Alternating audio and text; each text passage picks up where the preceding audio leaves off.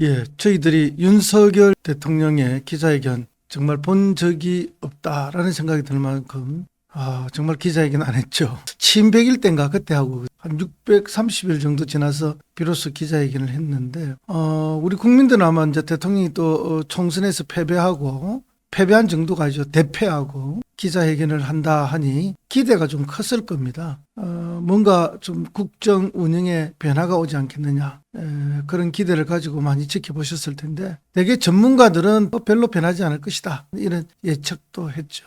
그래서 우리가 그런 말이 있지 않습니까? 기대가 크면 실망이 크다.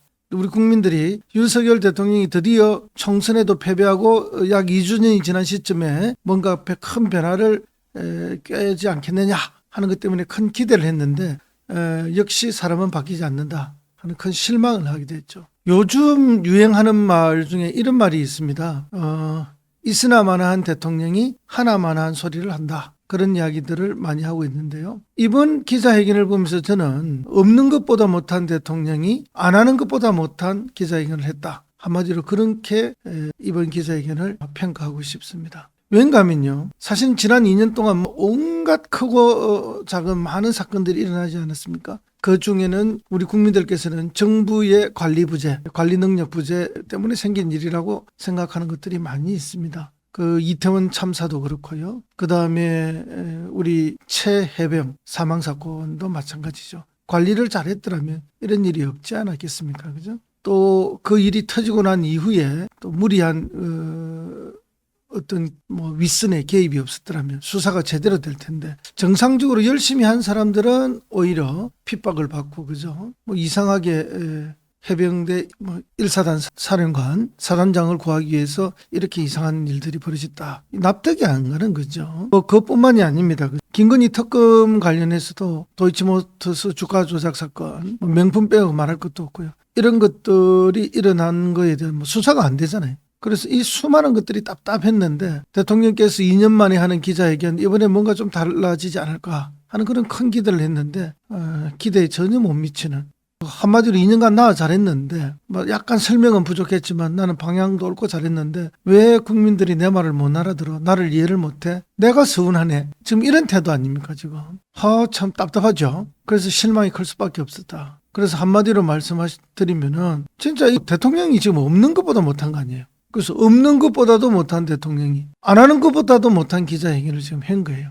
그래서 국민들이 더 답답해하는 거죠. 한마디로 말해서 복장이 터진다 그런 말이 있어요. 복장이 터질 것 같다. 복장이 터져 죽겠다. 이런 표현을 우리 쓰는데 이 복장이라는 말이 저도 사전은 안 찾아봤습니다만 그냥 우리가 평소에 느낌으로는 배와 뱃속에 들어있는 장이 터진다는 그런 말 아니겠어요. 그러니까 얼마나 깝깝하고 답답하다 그런 이야기겠습니까. 이번에 대통령의 기자회견은 바로 그런 복장이 터지는 느낌을 준 거 아닙니까? 기대가 실망으로 바뀌었고요. 진짜 없는 것만이 못하는 대통령이 안 하나니만이 못한 그런 기자회견을 했다. 이렇게 한마디로 평가할 수 있겠습니다. 정말 제가 그런데 우리 국민들은 어떻게 했습니까? 더 하겠죠. 그죠? 정말 암담함을 느낄 겁니다. 지금 대통령 임기가 3년이 남았는데요. 3년을 그럼 이런 식으로 계속할 것인가? 정말 이번 기자회견을 보면서 진짜 참담함을 또 느끼게 되는 거죠.